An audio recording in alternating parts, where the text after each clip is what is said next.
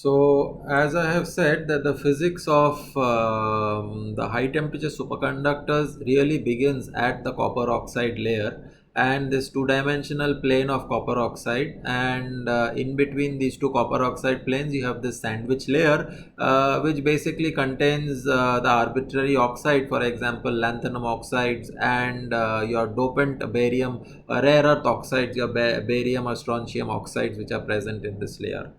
Now, what is the physics of this copper oxide layer?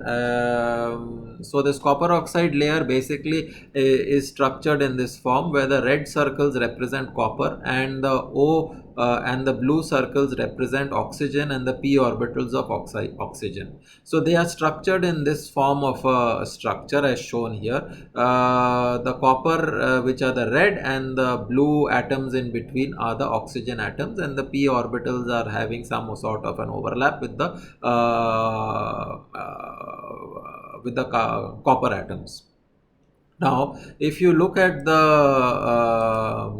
copper atoms, the electrons which are on the copper atoms in this particular configuration, in this particular lattice configuration, for you know that in the case of band structure, the electrons are free electrons. They are free to move around, okay, and they are not. You don't really consider interaction between the electrons, okay. That is something that you have studied in the conventional band theory of solids and your tight binding approximations and so on. You basically have a free electron picture without introducing any correlations or interactions between the particles. So there is a certain class of materials called Mott insulators, where if you don't include these interactions, they could have been metals, they could have been proper conducting metals, but the moment you introduce interactions between the particles, they actually transform into an insulator, okay. And copper oxide actually forms that class of a material which are Mott insulators. So basically, because of Coulombic interaction, I will not get into the details of Mott insulators and what is the criteria for Mott insulating state. I will just briefly tell you about this Mott insulating in a very sort of a hand waving and a very rudimentary way of telling you about Mott insulating state is that there is the probability of an electron to hop from one copper side to another, but then which is your hopping matrix T, okay, your hopping element T, which comes into the picture, which takes an electron from one copper side to another. For example, an electron can hop from one copper side to another, but because of the presence of interactions, namely the what is the cost of energy for putting one electron on top of another electron, the Coulombic interaction in this system is so strong, it has to overcome an energy barrier of few eV so that you can take one electron and put it on the another copper side, okay. You take one electron from one copper side and you put it on another copper side. It has to overcome a huge interaction barrier, okay, which is the repulsive interaction potential, okay, and this is of the order of few electron volts, okay, in the case of this copper oxide system. So what happens is that the electrons remain where they are. So conventionally your hopping element would have actually taken you from side to side and you would have got conduction, you would have got electrons conducting through the medium, but the moment you bring in interactions between the electrons, and so then there is an additional effect of this electron, and the electron cannot overcome that additional effect, and hence it gets localized at its side. So what would have been a metal now transforms into an insulator in this particular configuration, okay. So you have this electrons which are shown by these arrows, the spins of these electrons in by shown by these arrows. Now this is the state for the electron, this is the barrier which the electrons have to overcome to actually hop from side to side, which is not possible. They do not have this sort of energy at normal conditions or even at low temperatures for them to go from side to side to actually start conducting. But what happens is that the p orbitals of oxygen actually overlap with them, and there is this intermediate state of because of the p orbitals of oxygen which is present. And as a result, what happens is that your electrons actually delocalize from carbon and they are shared with oxygen. Okay, from copper, they actually delocalize from copper and are distributed in, about the same p orbital of copper of oxygen. Okay, so you have a hopping between the p and d orbitals of copper and oxygen. As you know, you have the electrons in copper in the d orbitals, and the p orbitals are of that of oxygen. Okay, so you have a probability your electrons actually can hop. There is an intermediate state which is available because of the presence of oxygen, where the electrons from the copper atom hop to the p orbitals. They hybridize with the oxygen p orbitals, and they hop and get distributed over this orbital of oxygen. So one electron comes from this copper atom, and the neighboring copper atom gives another electron. Both of them are occupying the same orbital, okay, which is not possible, which is possible only if they actually are oriented antiferromagnetically, namely the spins are plus and minus. Only then they can occupy the same energy state. Okay, so what you actually land up in this sort of a copper oxide system, in this lattice of copper and oxygen, where you have very strong interaction effects, is that you have something called as the Mott insulating, antiferromagnetic Mott insulating state, where your electrons on neighboring atoms are where all the electrons on neighboring atoms are localized and they are antiferromagnetically aligned. The antiferromagnetism basically comes because the electrons can be delocalized over the copper and oxygen, okay, neighboring copper and oxygen, and so that gives rise to the electrons hop back and forth, but because they are sharing this common p orbital, they have to be antiferromagnetically aligned. Only then this hopping process between copper and oxygen is allowed. So you get an antiferromagnetic insulating state where where the electrons are localized on each copper atom and they are antiferromagnetically aligned with each other, and there is no conduction possible in this system. So if there is no conduction possible in this system and there are no free electrons inside the system, how do you form Cooper pairs? How do you generate Cooper pairs inside the system? So that is very interesting in this system. What is how do you generate charges inside the system is the crux of this entire problem. Is that you actually dope, you in this sandwich between the copper and oxygen planes, you actually introduce a dopant which can be a donor of electrons or it can be an acceptor of electrons. So you either dope electrons or you accept or you create holes inside the system. So for example, in this Mott antiferromagnetic insulator, Mott insulating state, okay, this is the parent compound. Okay, if you can recognize, this is your parent Mott insulating state, La2CuO4. Okay, now if I dope in this system a hole, okay, then what you can see is that the moment I create a vacancy out here, then your electron from this side can hop to this hole because there is now a vacancy created. There is no interaction present which will prevent this from going from here to here. So this hop is allowed and the hole effectively moves from here to here.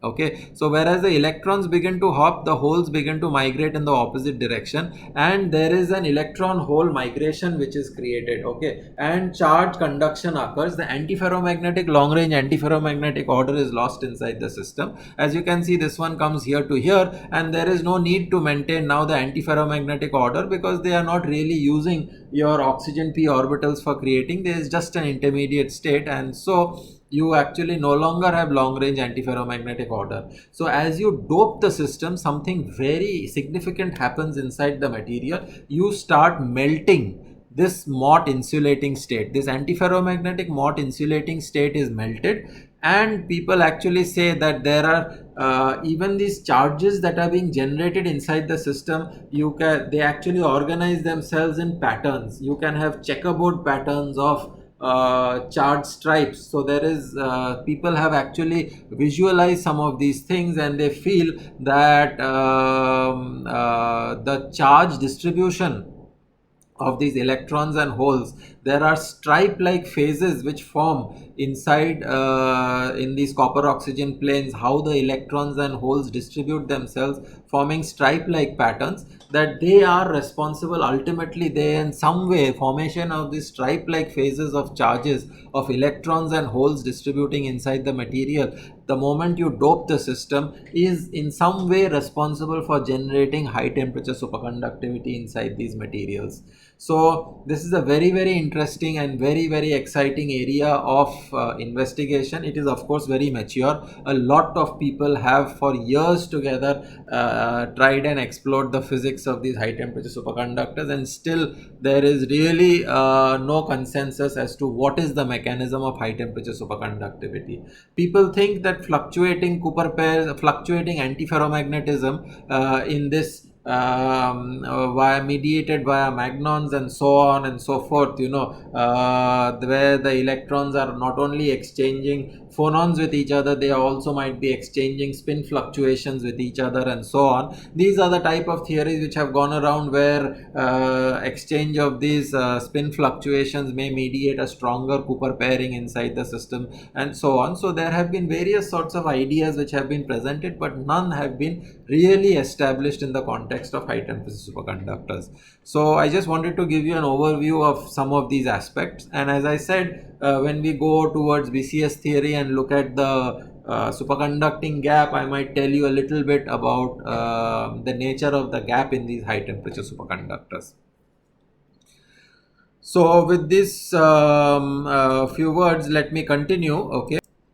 So apart from high temperature superconductors, there are also this rare earth nickel borocarbides, which have been quite famous at one point of time.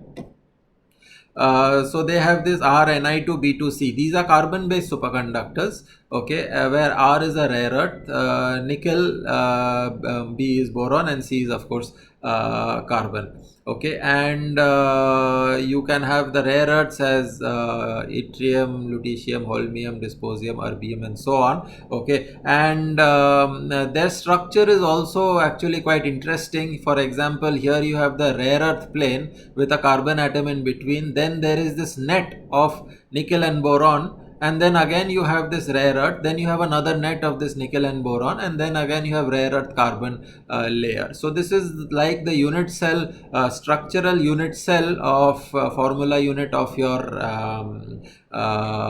rare earth nickel borocarbide. These have been very popular, and what is very interesting in these materials is the coexistence and how interplay between magnetism and superconductivity have emerged in this sort of materials. Because of the presence of this strong rare earth component, it also has nickel inside it. Okay, so these materials have been studied from the point of view, they have also pretty good TCs, not very high, but still reasonably in the can reach up to maybe 20 to 40 Kelvin range. The typical ranges of TCs exist in that range.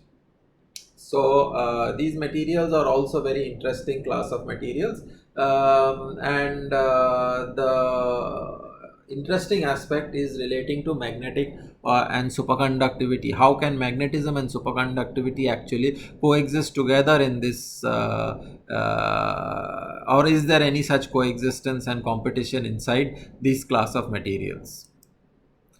Another very interesting class of materials are heavy fermion superconductors.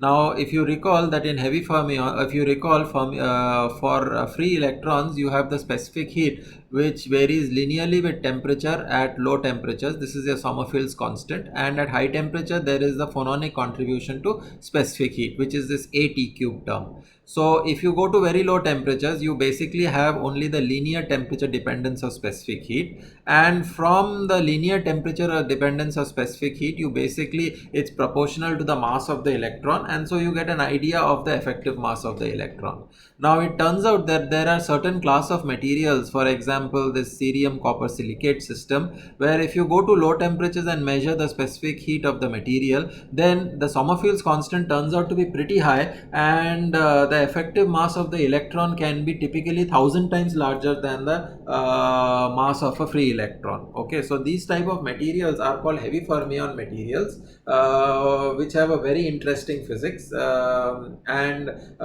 this heavy fermion, for example, this was the person Stiglitz who discovered heavy fermions, and this class of materials of heavy fermions, and of course he also got a Nobel Prize for this heavy fermion physics. And so it is very interesting, how do these materials have heavy fermi, how does the electron become so heavy inside the material. But what is more interesting is that these materials can also become superconducting. So not only is the electron very heavy, but the electron can, although being heavy, can also form Cooper pairs. They can pair up. So this gives rise to heavy fermion superconductors. For example, this cerium copper silicate has a superconducting transition of 1.5. Uranium with PT platinum UPT3 is also superconducting, has a very low superconducting transition. Cerium copper germanium type of systems also are superconducting. So heavy fermion superconductivity is also a very interesting system as to how such heavy electrons inside the system can undergo pairing, what is the nature of pairing, what is the nature of the order parameter in these systems. So for example, people have at various points of time have discussed things like Fulde-Farrell-Larkin-Ovchinnikov type of pictures associated with the order parameter actually vanishing at certain nodes, having certain nodes in the order parameter and so on. But without getting into that, I wanted to tell you about heavy fermion superconductors. There are a class of superconductors which actually are, if you look at the effective mass of these electrons inside these superconductors, they are pretty heavy. Not necessarily all heavy fermion systems have to be superconducting. There are other heavy fermions which are non-superconducting, but there are a certain class of heavy fermions which become superconducting, and that's what is related to heavy fermion superconductors. Okay, so there are uranium based heavy fermions which are very interesting, and a lot can be and people are also continuing to investigate some of these things. Okay, now, while on the question of superconductivity and ferromagnetism, there is an interesting aspect associated with it, that actually magnetism and superconductivity do not like to be near each other. They are actually completely two separate, they always like to be away from each other. Because Cooper pairs, and the way to understand it is that if you have Cooper pairs, they are spin up and spin down electron with equal and opposite momenta, whereas ferromagnetism requires parallel alignment of spins. Superconducting Cooper pairs have anti-parallel alignment of spins, and ferromagnetism has parallel alignment of spins. And if you try to generate Cooper pairs in a ferromagnetic state, then it will basically lead to splitting up of the Cooper pair. The one way to see it is that if you have ferromagnetism developing inside the system, there are very strong local fields which are generated, and Cooper pairs are equal and opposite momenta particles. So in the presence of a strong local field, the equal and opposite Lorentz force will be experienced by these Cooper pair charges, because their momentums are equal and opposite, and as a result of which it will completely split out the pair. Okay, just the presence of the strong local field. Or the exchange interaction, another way of seeing it is that the exchange interaction is so strong that it is much larger than the binding energy of these Cooper pairs. So if you try to so they will actually try to align each other by splitting the pair. Okay, the spins will try to align each other and lower its energy rather than remain in a paired state. Okay, and so these are the various reasons because of which your superconductivity and ferromagnetism do not see eye to eye. They actually like to remain separate from each other. So you rarely have however, there are examples in materials where there are systems and materials in which you have the possibility of superconductivity and ferromagnetism coexisting, and these are systems in which instead of spin up spin down particle pairing, you can have particles pairing up with the same spin. These are called as spin triplet pairing, where instead of up and down spin particles pairing up to form Cooper pair, you can have triplet pairing. Okay, so there are not very many examples of this, but you can find some examples of these ferromagnetic type superconductors. There have been sporadic reports of these coming up often for example, presence of spin triplet pairing in uranium Ge2. Usually these materials typically have very low transition temperatures, or uranium rhodium Ge, okay, where there have been various considerations that these might be spin triplet paired superconductors. Okay, so there are these situations. So these are the different aspects that exist for these. Now, apart from these sort of materials, and as I said that ferromagnetic materials cannot become superconducting, in 2008 there was a major surprise, because in that year they found a superconductor which has iron inside it. It's an iron arsenide based superconductor, FeAS, in 2008, which had a pretty high transition temperature of 50 Kelvin. So it has iron inside it, but in spite of having iron inside it, it is still superconducting. Okay, and so people got very interested in this class of materials, and it gave rise to a birth of new class of superconductors, which were called as the iron arsenide class of superconductors. So whereas you had one route to achieving high temperature superconductor using copper oxides and this ceramic type of materials, there is another route which is iron arsenide based superconductivity, which became as popular or quite popular as compared to high temperature superconductors. Now if you look at the structure of these high TCs and pnictides, which are these iron arsenide based superconductors, then they are very similar. For example, in the case of high temperature superconductors, you have these copper oxide layers, in between which you have the lanthanum and strontium oxides, or your arbitrary oxide and rare earth oxides are present sandwiched between the copper oxide layers. Now, in the case of pnictide superconductors, you have two-dimensional sheets of iron and arsenic FeAS layers. There are these nets of FeAS layers, and in between them you have various other type of dopants which are present. For example, barium, strontium, and so on. You can have various types of other dopants which are present in between this. Okay, and you have your iron and arsenic, which is present as two-dimensional nets. So structurally they look almost somewhat similar like high temperature superconductors, though the physics of them is not exactly identical to high temperature superconductors. There are some very distinct differences. Okay, whereas here if you try to dope directly on the copper oxide layer, you will lose superconductivity. Namely, if you try to replace any copper on something, if you try to dope directly on these two-dimensional nets, then you can completely lose superconductivity in high temperature superconductors. This is not the case in the case of these iron arsenides. And in high TCs, the superconductivity is highly anisotropic. Namely, it lies only essentially on these two-dimensional planes. Okay, you have the superconductivity is essentially lying in these copper oxide planes, whereas it is more isotropic in the case of iron and arsenic. Okay, in the iron arsenic superconductors or these pnictide superconductors. Okay, so these are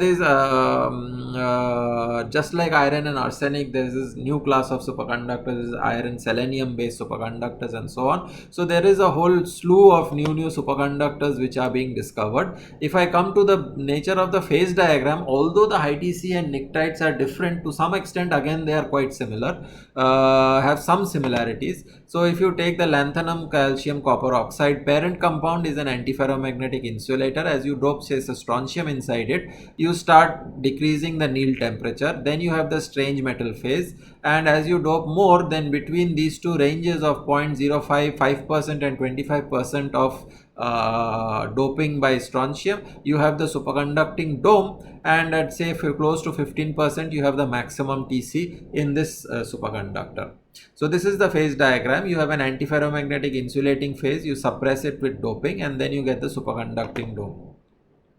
If you take iron and your parent compound is BaFe2As2, okay, so barium iron arsenide. It is also antiferromagnetic like, but it is not a antiferromagnetic insulator. It is antiferromagnetic like, it's an SDW state, okay, and is reasonably high normal conductivity, metallic conductivity. Okay, now what you do is that, as I said, that whereas in high TCs you cannot dope at the copper side, you can see here that here you are doping at the iron arsenide side. For example, you do cobalt doping and replace a little bit of iron from the in this layer, okay, or FeAs layer, you replace a little bit of iron by cobalt, and what you do is that this antiferromagnetic ordering transition temperature starts coming down. Apart from that, the system also has a structural transformation, that as you dope the system, you have this antiferromagnetic ordering and the structural transition, both of them coming down as you increase the doping concentration, increase the cobalt doping concentration, for example, in this case, and beyond a certain doping level, you will see the appearance of superconductivity. It also has a dome-like feature. Okay, so at some level, if you look at the physics of the phase diagram at least, then it looks similar. Of course, you don't come across the smart insulating type of a behavior which you had in high TCs in the case of these systems. So while they do look similar to some extent, there are very distinct differences which exist in this system, and they are not in that sense completely identical. This is the structure of, say, a calcium iron arsenide system. You have the calcium layer, you have the iron arsenic net, which is shown by these dark circles and the yellow circles, which are arsenic, okay, and this structure repeats itself.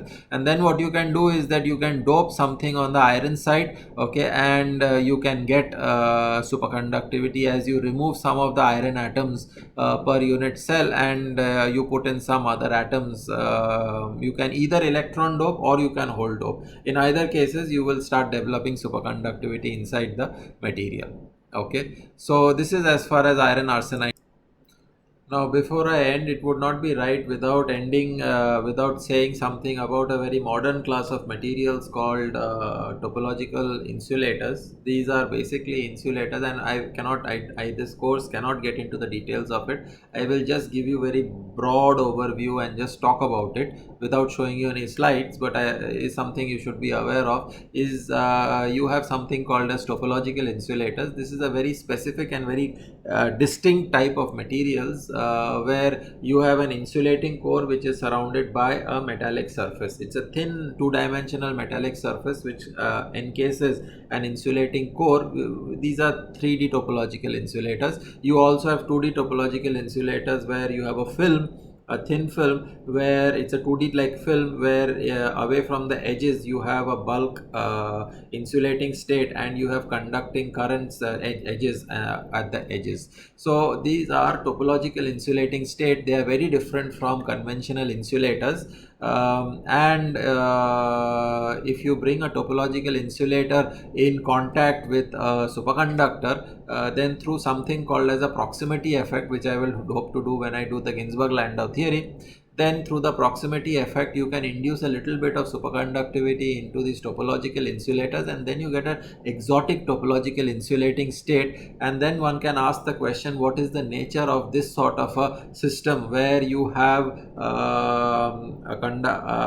an insulating bulk surrounded by a metallic sheet like structure. Okay, it's a microscopic state in which you have an core is insulating, and then you have just a thin metallic surface, and on top of that you have placed a superconductor and it is inducing some superconductivity. What is the nature of superconductivity in such type of systems? It turns out to be quite exotic.